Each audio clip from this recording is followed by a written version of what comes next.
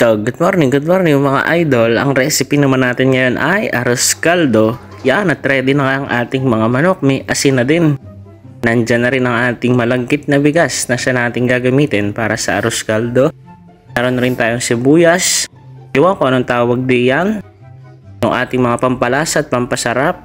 Yun. Tapos yung ating luya.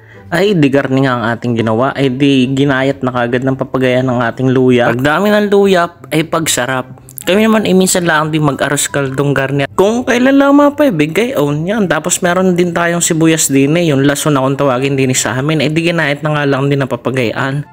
Yun, tapos siniwalay ang ang dahon at sang gagamitin din natin mamaya. Pan-toppings ka, gayon. Tapos meron din tayong bawang. Yawn, ang pinampitpit na nga sa bawang ay ang ribasaw. Kayos din naman Yawn, at para nga mabilis matanggal ang mga balat ng bawang. Yawn, di tsaka mo nga gagayatin ng papagayaan naman. Yun, di pagsasama-samahin natin yung managayat ng ingredients para mabilis na mamaya pag naggisa. Tapos giniwa na rin natin ang dahon ng sibuyas. Yun na nga, at nagpainit tayo ng mantika at inilagay na natin ang luya. Tabay haluit, baka masunog. Yun, sinunod na natin ang bawang.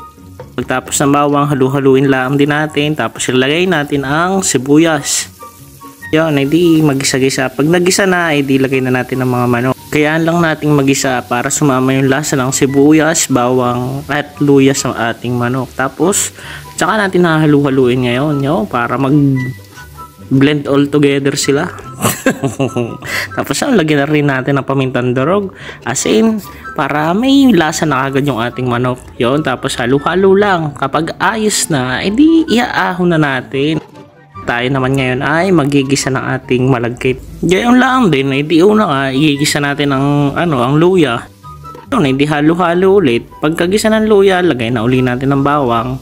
Yung ginawa natin kanina sa mga ginayat-gayat natin, hinati natin yun, tsaka naman natin ilalagay ngayon ang ating malagkit na bigas. Pero pwede rin naman yung normal na rice lang, pero ang amin ay malagkit na bigas para medyo masarap-sarap naman. Tapos lagyan na natin ng tubig. Yan, hindi kapag nakulo na, ilagay na natin yan. Kung anong tawag nga diyan, pa-comment na lang kung anong tawag diyan. Basta pampakulay. Hindi ko lang alam kung anong tawag diyan. Basta hahalu-haluin natin, baka matutong ang puwid.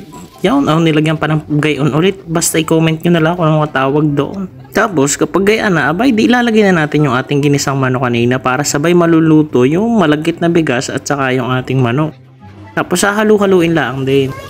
Pag gayan na, di tatappings na natin yung ating dahon ng sibuyas. Ibig sabihin, malapit na siyang maluto or luto na. Guys, naayos lalo na ngayon nag-uulan. Hindi ka ang sarap kumain na hindi mapigilan ng bunga ng pagkain Yan, yan ang isa sa mga masasuggest kong recipe na talaga namang hindi ka mapapahiya.